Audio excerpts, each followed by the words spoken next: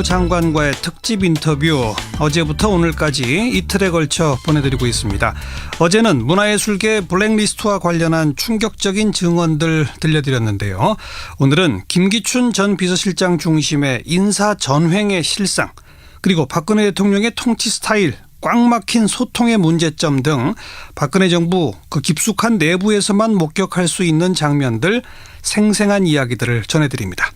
어제 말씀드린 것처럼 지난 20일 유진용 전 장관이 저희 스튜디오에 나와서 녹음을 했고, 유진용 전 장관의 요청에 따라 어제부터 공개하기 시작했죠. 자, 특집 인터뷰 두 번째 시간 함께 들어보시죠. 유진용 전 문체부 장관과 조금 더 이야기 나누겠습니다. 김기춘 실장이 그 리스트에 저항하는 사람들을 뭐 1급들 몇 사람을 속간해서 잘랐다. 김종 전 차관이 아마 그 명단을 통보하면 김기춘 실장이 지시를 했을 것이다, 이런 말씀 하시지 않았습니까? 네. 그 외에 이 허태열 비서실장 시기와 네. 김기춘 비서실장 시기에 부당한 인사 개입이라든지 그런 어떤 차이 같은 게 또 분명히 있습니까, 없습니까?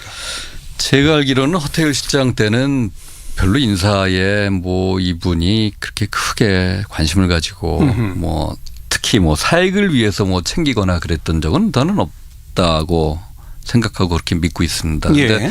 김기춘 실장이 오고 나고는 분명하게 이제 청와대의 공직 인사 뭐 이 무슨 위원회 이제 인사위원회 거기에 이제 공식적으로 비서실장이 위원장이거든요. 예. 그리고 그 밑에 이제 이재만 총무비서관, 그다음에 민정수석 뭐 이런 사람들이 이제 위원으로 들어가 있습니다. 그리고 그 사람들이 한 여러 가지 역할 중에 어디까지 이 사람들이 그걸 갖다가 뭐 이렇게 검증하고 뭐 심사해서 결정을 했는지는 모르겠습니다만, 가령 뭐 저희 부와 관련된 문제뿐만은 아니지만 가령 여러 국립대학의 총장들 임명 거부한, 임명 안 하고 있는 거 그런 예. 거. 그런 것도 분명히 저는 교육부에서 물론 그 모든 비난을 예, 다 알겠습니다. 쓰고 있지만은 그 분명히 그 뒤에 공직인사위원장으로서 김기춘 실장의 어떤 역할을 했다. 예. 문체부 관련돼서 부당한 인사 개입 지시는 없었어요? 저희 관련해 갖고는 뭐 예를 들면은 뭐 체육 관련해 갖고 이제 김종이 뭐 인사 청탁을 하고 그거를 이제 김기춘 씨가 저한테 전달을 한 적이 있었습니다. 근데 이제 아니 김종 전 차관은 유진용 장관 계실 때 차관으로 온 사람이잖아요. 예. 근데 자기 밑에 차관이 장관한테 그냥 바로 추천하지 왜 김기춘 실장을 통해서 추천합니까? 그게 참 좀 창피한 일인데요. 그 인사 청탁을 하길래 제가 이제 안 된다. 김종 차관한테? 예, 적합하지 않다. 예. 그리고 이거를 설사 내가 오케이를 하더라도 이게 저 청와대 공직인사위원회에서 이게 통과가 될 수가 없다. 예. 그랬더니 김종 전 차관이 그건 자기가 해결하겠다. 청와대는 자기가 해결한다. 예. 그래서 제가 택도 없다, 하지 마라. 그랬는데 그 다음날 바로 우리 용명하신 김기춘 실장이 바로 전화를 하시더라고요. 그래요? 예, 그렇게 굉장히 효율적으로 일하는 건 전 처음 봤습니다. 그러니까 김정 차관이 먼저 제안한 사람인데 안 된다고 했더니 김기춘 실장이 제안하더라. 네. 그래서 어떻게 됐습니까? 그래서 아무튼 뭐 이 사람은 좀 문제가 있다. 근데 아무튼 시키면은 내가 하겠는데 이 사람이 이런 문제가 있는데 그래도 하겠느냐? 네. 그랬더니 굉장히 당황하면서 없었던 걸로 하자. 없었던 걸로 하자. 아니 뭐 그 당시에는 좀 기다려 보라고 그러더니. 그러니까 유 장관이 김기춘 실장한테 말한 그 인물의 문제점을 김기춘 실장은 몰랐던 거군요. 몰랐던 거죠. 예. 그래서 저는 그게 김종이 평소에 김기춘 실장이 자기 그 배경이라고 항상 얘기를 하고 다녔기 때문에 예. 이 배경이 정말 든든하구나 그렇게 생각을 했었는데 아무튼 제가 이제 설명을 해 주니까 좀 당황을 하더니 좀 기다려 보라고 그래갖고 며칠 후에도 계속 뭐 얘기가 없길래 제가 이제 찾아가고 그거 어떻게 할 거냐 네. 그랬더니 없었던 걸로 하자 그러더라고요. 김기춘 실장이. 예, 그러면서 그거 자기 뜻 아닙니다 그러더라고요. 그 자기 뜻 아닙니다 그랬으면 그게 누구 뜻인지 잘 모르겠습니다. 근데 이제 최근에 그 사건에 대한 기사가 그 조선일보 TV조선에 그 김종이 최순실의 측근한테 체육 관계자 이력서를 첨부한 이메일을 보냈었다라는 게 이제 발각이 났는데 그게 그 건하고 일치가 되는 그런 사건입니다. 지금 그게. 추천하려고 했다가 안 된 그 인물들의 네. 이력서가 김종이 최순실 측근에게 보낸 이메일에 들어있다. 그렇죠. 그리고 최순실이 누군가를 통해서 김기춘의 입을 움직인 거죠. 누군가를 통했는지 아니면 직접 했는지는 모르겠죠. 그건 모르겠습니다. 네, 누군가의 아무튼 그건 아무튼 김기춘 실장도 자기도 모르고 자기가 추천한 것도 아니다. 이런 어떤 사례고요. 그렇죠. 김기춘 실장이 직접 추천한 그런 사례는 또 없어요? 김기춘 실장이 이제 아까 말씀드린 것처럼 저하고 별로 이렇게 사이가 안 좋았기 때문에 저한테 직접 하지는 않고 이제 뭐 저한테 이제 얘기할 게 있으면 되게 모철민 수석이나 뭐 이런 경로를 통해서 했는데 뭐 가령 대표적인 게 이제 가령 뭐 관광공사 감사로 잔이윤 뭐 임명을 지시를 한 거라든가 이제 이런 사안들이 있죠. 관광공사의 감사로 잔이윤 코미디언을 임명하라. 네. 그때 어떻게 하셨어요, 그래서? 그 인사 지시를 했던 날이요. 참 황당하지만은 그 2014년 5월 19일이 월요일인데 그날 그 대통령께서 이 정말 세월호 관련 담화를 발표하면서 정말 눈물을 흘리고 앞으로 낙하산 인사를 없애겠다. 그렇게 국민들한테 약속을 합니다. 근데 그 바로 다음 날 저한테 그런 지시가 왔어요. 예, 지시를 해요. 저는 너무 당황해 갖고 그 지시를 저하고 친한 청와대 수석 몇 명들하고 의논을 합니다. 그랬더니 그 수석들 깜짝 놀래갖고 큰일 난다. 이거 했다가는 정말 이 국민들이 폭동을 일으킨다. 그래서 하지 않기로 결심을 하고 며칠 후엔 이제 그 주 금요일 날 23일이었어요. 5월 23일 날 오후에 제가 서울 사무소에서 잔이윤 씨를 부릅니다. 불러서 만나서 설득을 합니다. 여차여차해갖고 당신을 이 자리에 앉힌다는 거는 전문가도 아닌데 여러 가지 문제가 있다.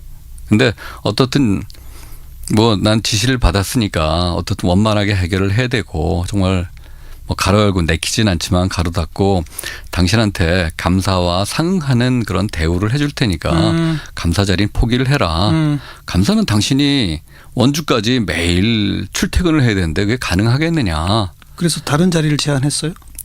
그러니까 제가 제안했던 자리는 이제 관광공사의 뭐 상임 뭐 홍보대사 그런 식으로 뭐 이런 거를 하나 이제 위임 설관을 해갖고 그러니까 이 대우는 감사만큼 해주겠다. 그랬더니 그 사람으로서는 뭐 그게 더 좋은 거죠. 일 안 하고 돈 받으니까. 동의를 했어요? 동의를 해서 그거를 제가 모철민 수석을 통해서 이렇게 합의를 했다. 이렇게 처리하자. 이렇게 해야 된다. 그렇게 보고를 좀 해달라. 실장한테. 그랬더니 바로 저한테 이 답변이 온 게 그거 시키는 대로 하지. 그거 왜 자꾸 쓸데없는 짓 하냐. 김기춘 실장이. 그대로 해라. 그래서 그냥 감사로 임명이 됐나요? 그래서 이제 저는 감사로 임명을 제가 직접 하진 않고요. 그 이제 절차를 밟아야 되니까. 근데 이제 그 얘기를 듣는 순간에 저는 이게 이제 이 자리 그만해야겠구나. 그런 생각이 들더라고요. 그래서 이제 바로 그 얘기를 듣는 순간에 제가 바로 그 전원자한테 미안하지만 나 이제 그만할 테니까 다음번 개각에 나 좀 빼달라. 그렇게 좀 저 얘기를 전해달라 그랬더니 뭐 며칠 후에 얘기가 아주 잘 됐다고 기다리고 있으면은 뭐 자유롭게 될 거라고 그런 약속을 받은 적이 있었습니다. 네. 그 퇴임과 관련해서 말이죠. 지금 뭐 몇 가지 뭐 김기춘 실장과의 어떤 관계 이런 얘기를 쭉 많이 하셨는데 언론에 알려지기로는 세월호 참사 이후에 거기에 대한 이 대책 또 국가 대개조 이런 거 논의하기 위해서 국무회의를 이제 대통령이 뭐 했는데 그 자리에서 우리 유진영 전 장관이 우리 국무위원 전원 사퇴 주장하다가 찍혔다. 그래서 잘렸다. 뭐 이런 보도가 있었거든요. 맞는 얘기입니까? 전원 사퇴를 뭐 주장하긴 했는데 그거는 뭐 저는 그렇게 뭐 심각하게 하긴 뭐 그분들 심기에는 뭐 좀 거슬렸는지 모르겠습니다만 그건 뭐 저는 그렇게 뭐 심각한 그런 시비는 아니었다고 생각을 하고요. 예. 뭐 조금 뭐 설명을 더 하면 그렇습니다. 저는 대통령께서 모든 결정을 가령 뭐 정부 조직을 어떻게 바꾸겠다, 뭐 뭘 없애고 뭐를 만들고 그다음에 뭐 이 국가안전처를 만들고 뭐 어쩌고 이제 이런 말씀을 하시는데 네네. 제가 이제 대통령께 정부 조직을 바꾸는 거는 굉장히 중요한 문제인데 그걸 어떻게 내각의 국무위원들하고 한 번 상의도 안 하고 혼자 결정을 하시는 그런 거는 나는 문제가 있다고 생각을 한다. 예. 뭐 아주 사소한 예로는 가령 국가안전처가 아니라 이건 정말 국민의 안전을 위하는 건 국가의 안전을 위하는 게 아니라 국민의 안전을 위하는 건 이 아래 이름도 국민안전처로 바꿔야 되는 거고 그렇죠. 이 사소한 이름서부터 조직의 형태, 조직 내부의 뭐 구조 이런 것까지도 예. 이건 정말 굉장히 중요한 문제다. 그러니까 대통령이 혼자 결정하시는 것보다는 내각에서 굉장히 심각한 고민과 토론을 해서 결정을 했어야 되는데 이거를 그렇게 결정을 해갖고 혼자 발표를 하신다는 거는 이건 굉장히 위험한 조직입니다. 그랬더니 굉장히 화를 내시면서 그러면 뭐 내가 대한민국 모든 사람의 얘기를 다 들으란 거냐. 굉장히 역정을 내시더라고요. 그래갖고 사실 이제 그때까지만 해도 그럼에도 불구하고 계속 얘기를 하고 옆에 남아서 계속 좀 괴롭혀야겠다는 내키진 않지만 그런 생각을 했습니다만 이 뭐 블랙리스트 이게 뭐 명단으로 내려오고 계속 못 사게 굴고 그다음에 잔이윤 뭐 딱 사건 뭐 하고 그러니까 이게 더 이상 여기서 알겠습니다. 이 빌붙어 있는다는 거는 의미가 없겠다는 그런 생각이 들더라고요. 대통령 주재 국무회의를 어쨌든 재임 기간에 많이 하셨을 거 하잖아요. 네. 원래 토론이 없어요? 거의 토론이 없죠. 거의 예. 저는 나중에 보니까 이분은 토론을 해보신 적이 없는 것 같아요. 그러니까 세월호 사건 나고 나서 토론회 하는 것도 서로 이렇게 주고받는 토론이 아니라 이렇게 돌아가면서 한마디씩 하는 그런 형태를 토론이라고 생각을 하시는 그런 것 같아요. 각부 장관들마다 한마디씩 해라. 이렇게 시키는. 예. 뭐 이번에 저 왼쪽서부터 이렇게 한 바퀴씩 돌아가면서 한마디씩 하세요. 그게 이제 토론회. 예. 그러니까 기본적으로 토론을 해보신 경험이 없으시다는 그런 생각을 나중에 하게 됐습니다. 그나저나 그 세월호 대책 관련해서 대통령의 인식은 어떻다고 느끼셨어요? 글쎄요. 지금 저도 이제 굉장히 혼란스럽습니다. 이분이 정말 어떤 생각을 하셨는지. 근데 당시에도 그렇고 나중에도 이렇게 다시 곱씹고 하고 이제 그러면서 어떤 당시에요. 그러니까 이분은 이 세월호 사고 이 참사에 대해서 많은 국민들이 뭐 저 자신도 그 정말 어른들이 잘못해서 그 배 속에서 수백 명의 애들이 그냥 정말 속수무책으로 그냥 물속으로 빠지는 걸 보면서 정말 어처구니 없는 그런 황당함, 부끄러움, 슬픔 그런 거를 저는 당연히 느끼고 거기서부터 우리 반성을 하고 새로 시작하는 그런 생각을 했어야 된다고 생각을 하는데 저는 제가 생각하기에는 이분은 국가 지도자로서의 어떤 기본 의무 자세 그래갖고 이 문제를 이게 해결해야 될 어려운 문제 해결해야 될 국가적 과제 뭐 이런 걸로 딱 보고 이런 순간일수록 나는 점점 더 단단해져야 돼. 난 절대로 여기서 밀리면 안 돼. 그런 생각을 하시는 거 아닌가 하는 그런 생각을 했습니다. 이제 그런 것들이 이제 가령 국민들 앞에서 이렇게 눈물을 흘리면서 말씀하시고 그 다음날 그분의 뜻인지 아니면 김기춘 실장의 어떤 장난인지 몰라도 그 다음날 잔이윤도 임명을 하라고 그렇게 친절하게 지시를 하시고 그러는 거 보면은 왜 그랬을까? 저는 그거 아직도 잘 모르겠어요. 뭐 그런 부분들도 혹시 기회가 되면은 전체 어떤 이 정책의 어떤 구조 뭐 그런 거 관련해 갖고 특검에서도 한번 밝혀주셨으면 하는 희망을 갖고 있습니다. 요새 또 화제가 돼서 그러는데 대통령의 건강 문제 같은 걸 좀 느껴보신 적 없으세요? 그거는 생각을 해본 적이 없어요. 솔직히 대개 이 국민들이 남자들이기 때문에 저희들은 이게 측근에서 바로 옆에서 이렇게 저 같은 경우는 뭐 가령 뭐 대통령이 뭐 주사 맞았다고 이 요새 산진에 나오는 그런 그쪽의 얼굴을 항상 바라보는 그것도 네. 아주 가까이서 바라볼 수 있는 그런 자리였는데도 불구하고 전혀 몰랐습니다. 대개의 남자들이 이렇게 관심이 별로 없죠. 관심이 없죠. 얼굴 변화에. 예. 그리고 아니 뭐 성형 얼굴 이런 거 말고. 그리고 이제 뭐 피곤함 같은 경우는 뭐 사실 모든 장관들이 다 피곤합니다. 과로 때문에. 그러니까 모든 사람들이 다 피곤할 거라고 생각을 하죠. 알겠습니다. 대통령 대면 보고는 그렇게 어렵습니까? 장관 재임 중 몇 번 하셨어요? 저 같은 경우는 어렵다고 생각을 안 했거든요. 저 같은 경우는 저는 뭐 한 대여섯 번 한 것 같아요. 한 1년 4개월 동안에. 1년 4개월 동안 대여섯 번이 많이 한 겁니까? 남들하고 비교를 하면 어떤지 모르겠습니다만 저는 뭐 필요할 때마다 그래도 필요할 때마다 이거 좀 좀 말씀을 좀 드려야겠다. 뭐 가령 뭐 아까 말씀드린 것처럼 제가 이 블랙리스트 관련해서 좀 항의를 해야겠다라고 생각했을 때 제가 면담 요청하면 면담 시간을 좀 잡아달라. 그러면은 뭐 오래지 않아서 면담 시간을 잡아서 저한테 통보를 해줬었거든요. 그렇기 때문에 면담이 그렇게 불가능하지는 않았다고 저는 생각을 합니다만. 네. 근데 그것도 또 어쨌든 2014년 7월까지 얘기니까 네. 그 후는 또 모르는 거죠. 그 후는 모르는 거죠. 예. 장관 재직 시절에 최순실을 알았습니까? 최순실 씨가 그 사람 유명한 사람 아닙니까? 최태민 씨라는 사람 유명하고 최순실이라는 사람도 유명하죠. 그 사람 그 근대사에 나오는 인물이에요. 예. 그 사람 이름을 몰랐다고 한다면 그 근대사에 관심이 없는 사람입니다. 저도 당연히 알았고 최순실 씨의 남편이 정윤회다. 네. 그리고 승마협회를 조사하는 과정에서 뭐 정모 선수가 그 정윤회의 딸인데 그렇죠. 정윤회는 최순실이 남편이더라라는 거 당연히 알았습니다. 네, 네. 그리고 저희가 승마협회를 조사를 했을 때 대통령이 뭐 그렇게 굉장히 조그만 그 체육단체인데 사소한 일에 사소한 일에 너무 지나치게 관심을 갖는 것 같아서 저희 간부들끼리 모여서 왜 그럴까를 의논을 했는데 그 간부들이 다들 아마 정윤회라는 사람 때문에 그럴 겁니다. 자기 비서실장의 딸 문제 때문에 이렇게.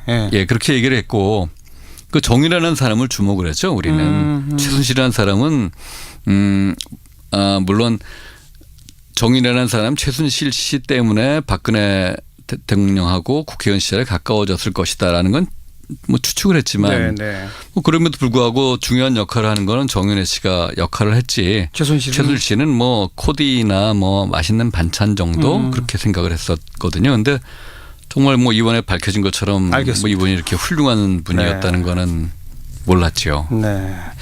장관 재직 시절에 차은택은 어땠습니까? 아직 본격적으로 활동하기 전이었나요? 어땠나요? 차은택 씨는 지금 이제 모든 뭐 정황 이 드러나는 거로 볼 때 이제 제가 나가는 즈음해서 최순실 씨랑 가까워졌고 그다음에 급속도로 역할을 하게 됐습니다. 자, 유진영 장관이 장관직을 그만두고 김종덕 장관이 바로 옵니다. 네. 그리고 나서부터 이른바 블랙리스트도 확대되고 직접적으로 문화예술 지원 정책의 영향도 강화된 거고요. 네. 또 K스포츠재단, 미르재단 설립이 속전속결로 이루어진 거 아니겠습니까? 네. 혹시 그 부하 직원들한테 그 속전속결 누가 주도했고 누가 지시했는지 들어본 바 있어요? 뭐 당연히 안종범 씨가 지시를 했고 안종범 수석의 지시를 받은 경제수석 비서관실의 그 비서관들 지금은 뭐 다 이제 타부처의 그 차관으로 나간 것으로 알고 있습니다만 그 사람들이 아주 중요한 역할을 한 것으로 알고 있습니다. 네. 이런 모든 것들이 이제 하나하나 밝혀집니다. 국정농단 과정 또 탄핵에까지 이르렀어요. 네. 지금 이 시국을 바라보시는 소회를 한 말씀 주신가요? 우선은 뭐 저뿐만이 아니라 모든 국민들이 참 이 상황이 한심하다고 생각을 할 겁니다. 그리고 이 한심한 상황에서 빨리 벗어나고 싶다는 그런 희망을 갖고 있을 것이고요. 그리고 저는 특히 죄송하다고 생각을 해요. 어떻든 우선 기성세대로서 그리고 한때 이 정부의 어떤 큰 역할을 맡고 있었던 그런 입장에서는 저는 그 역할을 제대로 못 해갖고 지금 상황이 이렇게 만든 것에 대해서 저는 굉장히 큰 책임이 있다고 생각을 합니다. 그래서 국민들한테 죄송하고요. 그리고 그렇게 만든 상황 그리고 그렇게 만든 뭐 저 자신에 대해서 굉장히 부끄럽다는 그런 생각을 하고 있습니다. 그렇기 때문에 참 드릴 말씀이 없지만은 그럼에도 불구하고 이제는 빨리 정리하고 다시 정말 우리가 근본적으로 다시 시작하는 이 뭐 어떻게 보면 참 폐허입니다. 이 폐허를 딛고 다시 정말 우뚝 서는 그런 계기로 만들어야 된다고 생각을 하고요. 저는 우리 국민들이 충분히 그럴 능력을 갖고 있다고 그렇게 믿고 있습니다. 오늘 저희와 함께 그 블랙리스트의 실체에 대해서 또 부당한 인사 개입과 뭐 등등에 대해서 어찌 보면 부당한 지시들이 분명히 존재하고 있었다라고 하는 것을 어찌 보면 고백하신 거 아닙니까? 또 고발하신 거고요. 예, 그렇습니다. 그런데 그 사이에 청문회도 사실 증인으로 소환되고 하는데 거기 나가지 않으셨단 말이에요. 예. 그러다 이 인터뷰에 응하신 이유는 뭡니까? 사실 이제 청문회에 안 나간 이유는 방금 전에 말씀드린 것처럼 사실 뭐 똑같은 죄인인데 저도 뭐 정말 뭘 잘한 게 있겠습니까? 네? 결국 이 상황을 이렇게 만드는 큰 역할을 했고 그걸 막지 못한 책임이 있는 죄인입니다. 근데 뭐 똑같은 죄인들이 뭐 남들 보는 앞에서 뭐 서로 뭐 제일 잘했네 뭐 그런 그 남의 죄를 고발하는 그 모습이 유쾌하지 않다고 생각을 했고요. 그리고 실제로 어떤 검찰 수사하는 거 그리고 국회 청문회 하는 거 뭐 특히 새누리당 의원들 하는 짓들 이렇게 보니까 야 이거 뭐 저 진정성도 없는데 저기 가갖고 내가 그들이 쉬워하는데 소품 역할을 할 필요가 있겠나 그런 생각이 들었습니다. 그리고 뭐 정말 농담으로 생각하실지 몰라도 제가 좀 인격이 여물지를 못해갖고 혹시 나갔다가 이렇게 김기춘 실장을 보면은 이 혹시 뭐 따기를 때린다든가 뭐 하다못해 뒤통수를 갈긴다든가 하는 그 사고를 칠 수도 있겠다라는 스스로 걱정을 했기 때문에 청문회 출연을 자제했습니다. 그런데 이 방송 인터뷰를 통해서 이 낱낱한 사실들을 국민들 앞에 고발해야 되겠다 생각하신 계기는? 예. 뭐 여러분들이 다 보셨듯이 청문회에서 많은 사람들이 뭐 특히 김기춘 실장 정말 너무나 뻔뻔하게 위증을 하는 모습을 보면서요. 김정덕 장관도 마찬가지고. 예. 청문회 자리는 아닙니다만 국회에서 조윤선 현 장관도 마찬가지고. 네, 뭐 예. 그 양반은 뭐 제가 모습을 못 봐갖고 모르겠습니다. 근데 어떻든. 근데 그 모습을 보면서 제가 어떤 방식으로든 구준물에 손을 담그고 얘기를 해야겠다. 얘기를 해서 어떻든 사실관계를 제가 아는 진실을 밝히는 게 도움이 되겠다는 그런 생각을 했습니다. 그래요. 그리고 그 후에 제가 이제 크게 기대하고 있던 게 이제 특검 수사인데 특검에서 어떻든 압수수색을 하고 정식으로 이 건에 대해서 관심을 가지고 착수를 했다는 거는 저는 정말 역사를 바로잡을 수 있는 좋은 기회라고 생각했기 때문에 뭐 지금이라도 제가 아는 것을 모두 말씀드리는 게 필요하다고 생각을 했습니다. 그래서 우리 정관용 님이 운영하신 프로그램에 나가서 제가 아무튼 충분히 말씀을 드리는 게 다른 기회보다도 뭐 더 좋은 기회가 될 거라고 생각을 했습니다. 알겠습니다. 혹시 꼭 빼놓지 않아야 할 못다한 말씀이 있나요? 저는 저희 문체부 공무원을 비롯한 우리 공무원들한테 이번 일로 해서 굉장히 마음 상했겠지만 너무 실망하지 말고 여태까지 가져왔던 것처럼 정말 공정하고 양심적이고 정의롭게 그렇게 일을 해 주셨으면 좋겠다라는 부탁을 드리고 싶습니다. 사실 정치 집단들은 항상 국가의 사무를 보고 있는 그 공무원들을 흔들려고 합니다. 그래야지 자기네들 이익을 챙기기가 쉽기 때문에. 근데 일부 물론 그 부안해동하는 그 탐관오리들도 있습니다. 하지만 그렇지 않고 대다수의 공무원들은 정말 사명감을 가지고 양심적으로 열심히 일을 하고 있거든요. 진짜 그런가요? 저는 그렇게 생각합니다. 실제로 그렇습니다. 근데 많은 국민들이 몇 명의 그 탐관오리들 때문에 공무원들에 대해서 실망하고 배척하고 이렇게 비아냥거리는데요. 그거는 사회의 신뢰 기반을 완전히 무너뜨리는 일입니다. 그거는 굉장히 위험한 그런 상황이거든요. 근데 국민들께도 정말 제가 말씀드리고 싶은 거는 그렇지 않은 공무원들이 훨씬 많습니다. 제가 단언컨대 저는 90% 이상의 공무원은 그렇지 않은 양심적인 공무원이라고 저는 생각하기 때문에 그분들이 충분히 양심적으로 일을 할 수 있는 믿음을 주시고 그분들이 양심적으로 일을 해도 피해를 보지 않는 제도를 보장해 주심으로써 우리 사회가 더욱 건강해지고 그렇죠. 더욱더 굳건하게 발전할 수 있을 거라고 그렇게 생각합니다. 제도적인 보완이 좀 시급한 게 있네요. 부당한 정치권의 지시, 외압 내지는 부당한 상사의 지시에 대해서 저항할 수 있는 권리. 내부 고발자를 충분히 보호할 수 있는 권리. 이런 제도들은 만들어져야 되겠군요. 지금 형식적으로는 좀 있는데요. 공무원의 정치적 중립을 보장할 수 있는 그런 제도적 장치가 굉장히 약합니다. 그리고 특히 지금 말씀하신 것처럼 그 내부 고발자들에 대한 그 보호, 그 사람들을 이렇게 배관시하지 않는 어떤 문화 풍토 이런 것들이 굉장히 중요합니다. 그래야지만 우리 사회가 더욱더 깨끗해지고 건강해질 수 있을 거라고 저는 믿습니다. 네. 공직자들에게 역시 공무원 출신이시니까 한 말씀 주셨는데 지금 가장 중요한 이슈 또 가장 헌법적 법률적으로 중요한 이슈가 사실 블랙리스트 아니겠습니까? 그 대상이 되었던 우리나라의 문화예술인들한테 한 말씀 하신다면.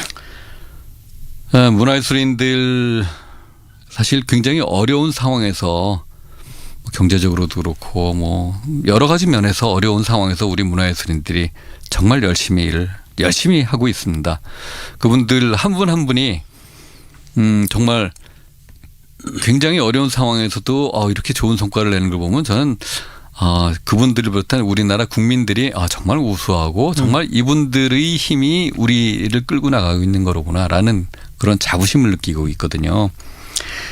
이번에 어떤 굉장히 좀 정말 치사하고 기분 나쁘고 그런 일을 오랫동안 당하셨지만 이거는 잠시 지나가는 거라고 생각해 주시고 그럼에도 불구하고 정말 우리 사회를 우리 문화예술을 이렇게 발전시킨 여러분들이 다시 용기를 가지고 정말 자랑스러운 대한민국을 세우는데 모두 힘을 합치기 위한 그런 노력을 같이 해 주셨으면 좋겠다는 그런 부탁을 드립니다.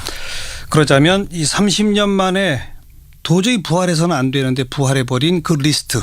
그 법적 책임을 분명히 묻는 작업이 선행돼야 되겠죠. 그렇습니다. 그래요. 유진용 전 문체부 장관님 장시간 귀중한 말씀 잘 들었습니다. 고맙습니다. 네, 감사합니다. 아유, 세 단계